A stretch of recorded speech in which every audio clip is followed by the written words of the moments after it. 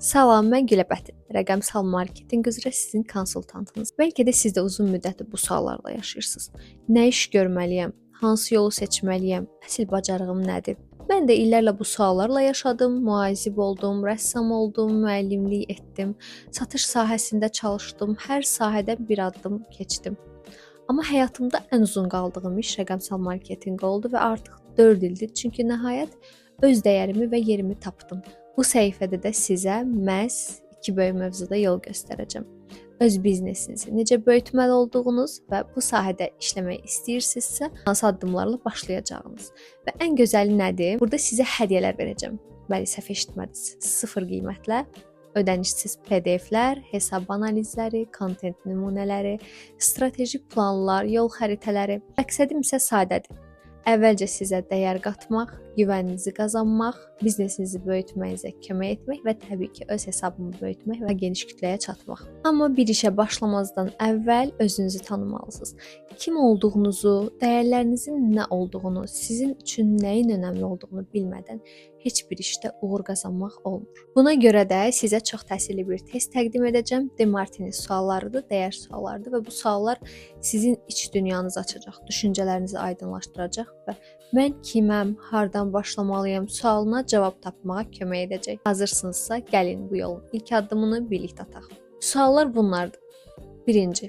Fiziki mühitdə ən çox nələrlə əhatə olunmusan? Evinin, otağının və ya ofisinin içində ən çox hansı əşyalar var? 2. sual, zamanını ən çox nəyə sərf edirsən? Yəni boş vaxtında heç kim səni məcbur etmədən ən çox etdiyin şey nədir? 3. sual, enerjini ən çox nəyə verirsən? Nəyidən özünü daha canlı, motivasiyalı və enerjili hiss edirsən? 4. sual, pulunu ən çox nəyə xərcləyirsən? Gəlirinin əsas hissəsi hara gedir? Yəni bu sənin prioritetlərini göstərir. 5. sual, ən çox harda nizamlı və təşkilatçısan? Yəni həyatının hansı sahələrində təbii olaraq planlı və intizamlı hərəkət edirsən? 6. sual, ən çox nə barədə düşünürsən? Zehnini ən çox məşğul edən düşüncələr hansı mövzular? 7. sual, ən çox nəyi xəyal edirsən? Yəni gələcəklə bağlı hansı arzuların var? Necə bir həyat və ya təcrübə arzulayırsan? 8. sual, daxilində ən çox hansı mövzular haqqında danışırsan? Yəni daxili dialoqun nədir? Zehnində özünlə ən çox nə barədə söhbət edirsən? 9. sual, başqaları ilə danışanda ən çox hansı mövzulardan danışırsan? Söhbətlərinizdə tez-tez qayıtdığın əsas mövzular hansılardır? 10. sual, hansı mövzular səni ən çox maraqla araşdırmağa sövq edir? Oxuduğun kitablar, izlədiyin videolar, qatıldığın təlimlər adətən hansı sahə ilə bağlı olur? 11. sual, kiminlə vaxt keçirəndə özünü ən çox özün kimi hiss edirsən? Bu insanlar sənin hansı dəyərini təmsil edə bilər?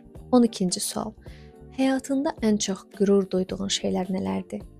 Daxildən gələn həqiqi uğur və məmnunluq hissləri hansı fəaliyyət və ya sahələrdən doğur? 13. sual, həyatında davamlı inkişaf edib ustalaşmaq istədiyin sahə nədir? Yəni heç darıxmadan illərlə dərinləşmək istədiyin mövzu nədir? Bu sualları qeyd edirsiniz və səmimi bir şəkildə cavablayırsınız və sizi bu sualların cavabları ən çox hara, nəyə yönəldirsə, çoxluq təşkil edirsə, o sektora yönələ bilərsiniz və seçiminizi orada edə bilərsiniz.